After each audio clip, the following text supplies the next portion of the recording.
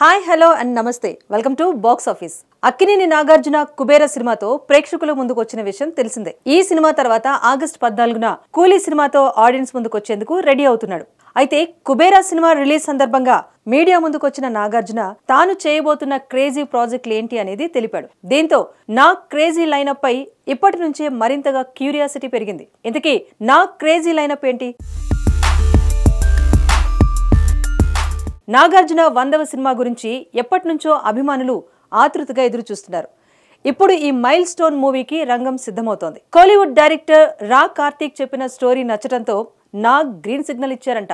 ఈ క్రేజీ మూవీని Annapurna studios banner పై నాగార్జున నిర్మించనున్నారు. ప్రస్తుతం ప్రీ ప్రొడక్షన్ వర్క్ జరుపుకుంటున్న ఈ సినిమా షూటింగ్ ను జూలై నుంచి స్టార్ట్ చేయడానికి ప్లాన్ చేస్తున్నారంట. ఆగస్టు 29న నాగార్జున బర్త్డే రోజున ఫస్ట్ లుక్ రిలీజ్ చేయడానికి ప్లాన్ చేస్తున్నారు. ఈ చిత్రానికి కింగ్ 100 అనే వర్కింగ్ టైటిల్ ను పెట్టారు.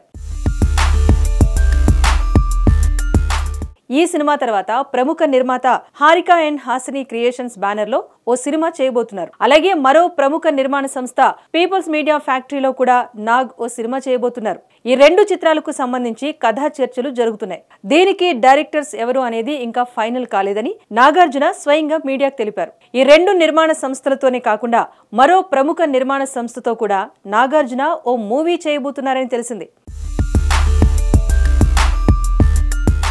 వీటితో పాటు బ్రహ్మాస్త్ర పార్ట్ 2 గురించి కూడా నాగ్ క్లారిటీ ఇచ్చారు. బ్రహ్మాస్త్ర మూవీ బాలీవుడ్ నుంచి వచ్చిన బాహుబలి లాంటి సినిమా.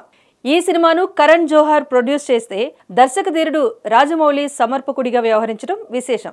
ఈ సినిమాలో నాగ్ కనిపించింది తక్కువ టైమే అయినా ఆ పాత్ర పోషించిన నాగ్ కు మంచి పేరు వచ్చింది. ముఖ్యంగా నార్త్ ఆడియన్స్ అయితే నాగ్ క్యారెక్టర్ అదిరింది అంటూ అభినందించారు. అయితే బ్రహ్మాస్త్ర పార్ట్ 2 ఉందని అనౌన్స్ చేశారు, కానీ ఎప్పుడు ఉంటుంది, అందులో నాగ్ ఉంటారా లేదా అనేది చెప్పలేదు. ఇప్పుడు బ్రహ్మాస్త్ర పార్ట్ 2లో తన పాత్ర ఉంటుందని నాగ్ క్లారిటీ ఇచ్చారు.